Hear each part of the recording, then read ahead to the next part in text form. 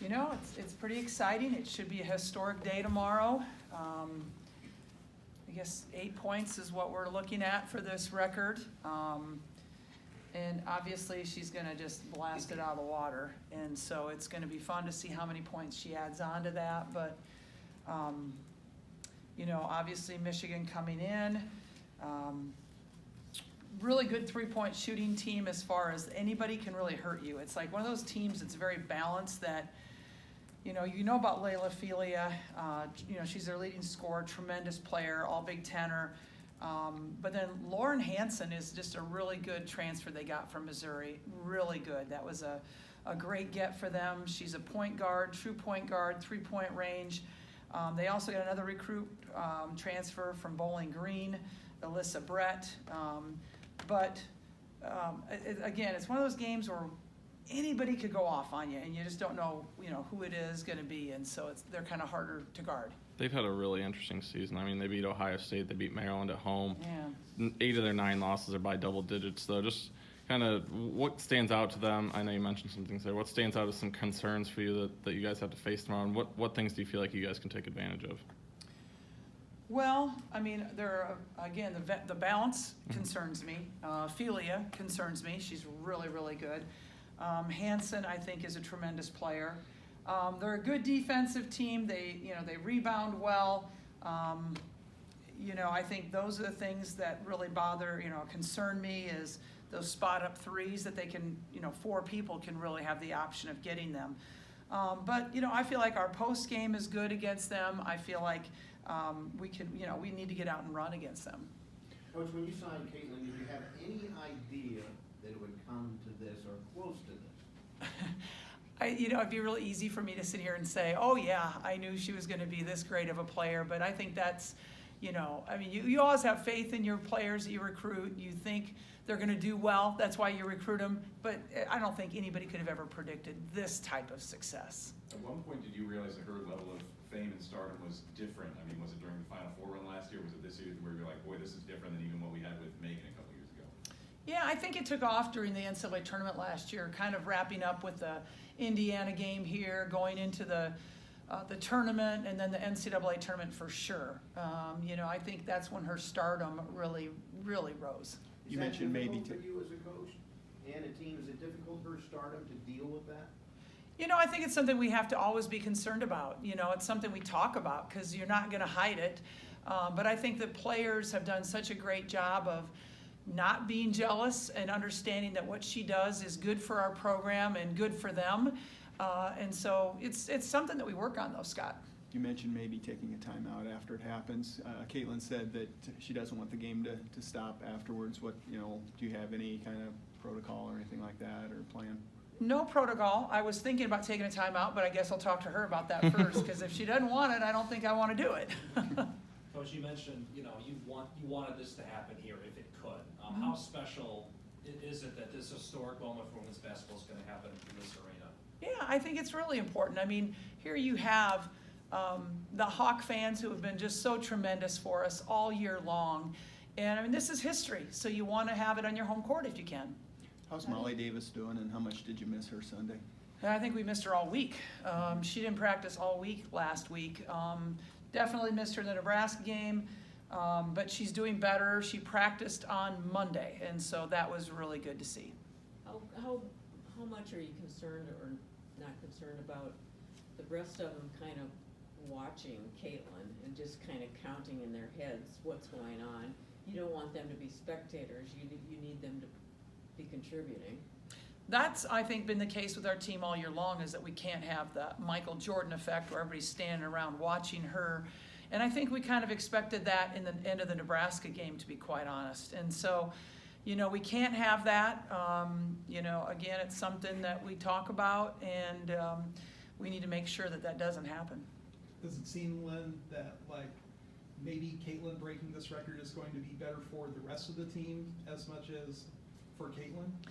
Honestly, I don't know that we've really talked about that record that much. I mean, it's like you guys are talking about it all the time, but we're really not talking about it. I don't know if we've talked about it one time in practice yet, or one time in a team meeting yet. Now today I plan on talking about it. That might be the first time. Do you remember Kelsey Plum breaking the scoring record? I do. Just what do you remember about that moment? And did you think someone was going to be able to do it, not too much longer later?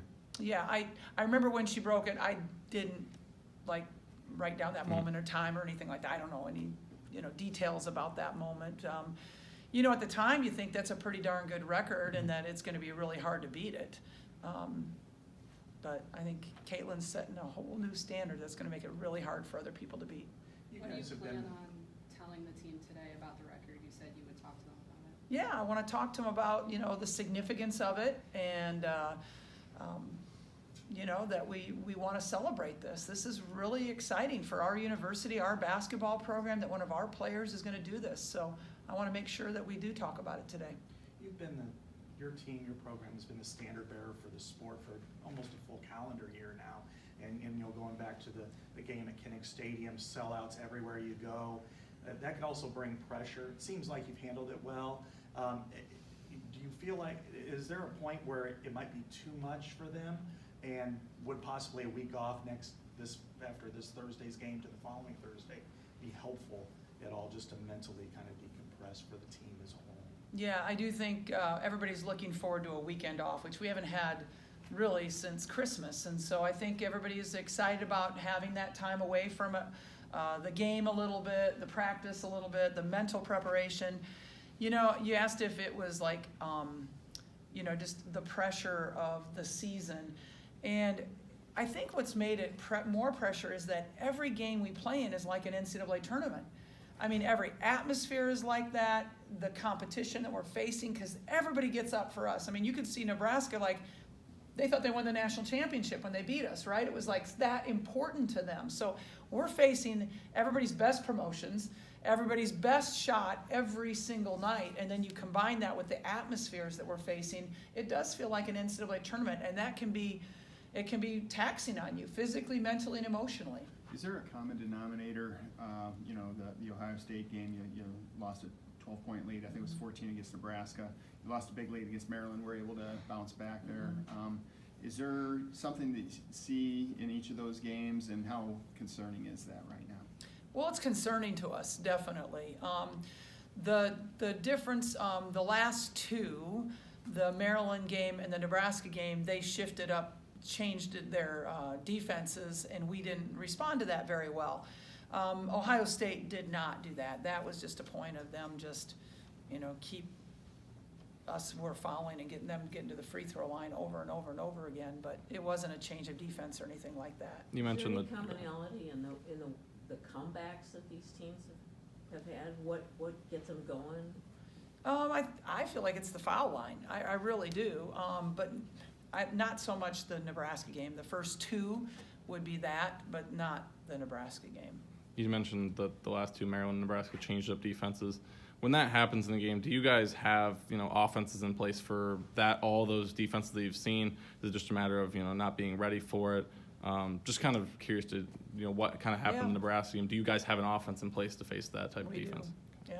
Going back to the illness a little bit, I mean, Molly's been sick, Caitlin's been sick a couple times this year. Is this something that you experience every season? Is this a norm, or has the illness hit this team a little bit harder this season? I feel like it's hit this team a little bit harder this season, and I think it's been our toughest one since the COVID year, really, as far as people being sick and being out, but maybe it's the pressure of the season. Who knows? Could be part of that too. Do you think your team's inability to adjust to that box and one had a lot to do with Molly's absence and just not having that second ball handler on the floor? I think there was part of it, yeah, is that we missed Molly on the floor during that time. Molly is a very composed individual, as you can tell, and so having her composure, I think, out there would have been really good for us. Do you expect Celia to cover Caitlin? Yeah, we were trying to figure out who's going to cover, Caitlin, and there's a couple of choices, but she's one of them. Would you say Molly's also your second best shot creator?